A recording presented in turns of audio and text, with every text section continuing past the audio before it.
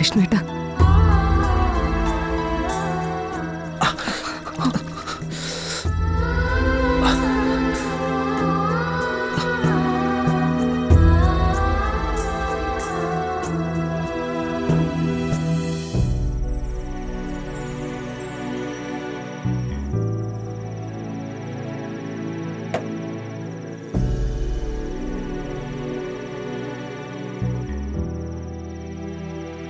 ഞാൻ പറയുന്നൊന്നും കേൾക്കുന്നില്ലേ? ഒരു പ്രതികരണവുമില്ലല്ലോ മുഖത്ത്, ഒരു വാക്കും മിണ്ടുന്നുമില്ല.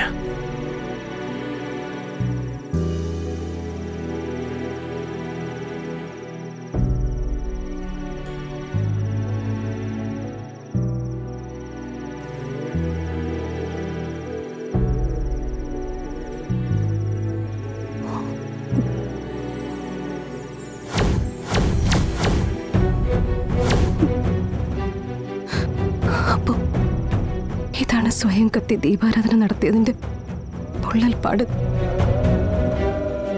പൊന്നി വിളിച്ച് പറഞ്ഞിരുന്നു.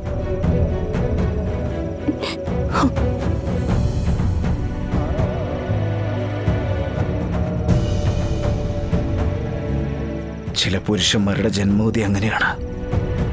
ഭാര്യയ്ക്കും പെറ്റമ്മയ്ക്കും ഇടയിൽ കിടന്നുള്ള പൊള്ളലേൽക്കൽ. ഇരുവർക്കും അവരുടേതായിട്ടുള്ള ന്യായപ്രമാണങ്ങൾ കാണും. നടുക്ക് നിൽക്കുന്ന പുരുഷന് മെഴുകുതിരി പോലെ സ്വയം ഉരുകാനേ സാധിക്കൂ. ഇല്ല വിഷ്ണുവേട്ടാ, ഇനി ഇങ്ങനെ സ്വയം ഉരുകാൻ ഞാൻ സമ്മതിക്കില്ല. ഇന്ന് പകല് എന്റെ അമ്മ എന്നോട് ചിലത് പറഞ്ഞു. പരമമായ ചില സത്യങ്ങൾ. സത്യാമ്മയും ശാരദാമ്മയും എന്നും എനിക്ക് എന്റെ സ്വന്തം അമ്മമാര് തന്നെയാ.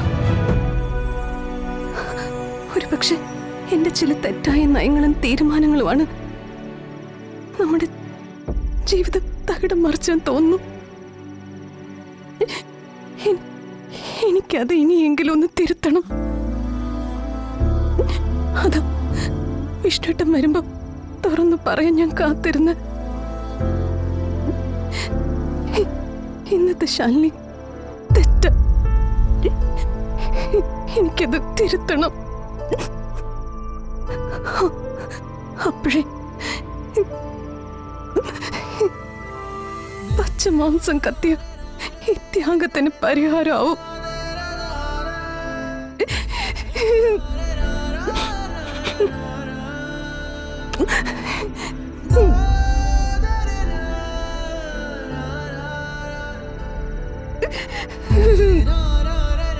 താനിപ്പോ കവിളി ചേർത്ത് പിടിച്ച ഈ പാട്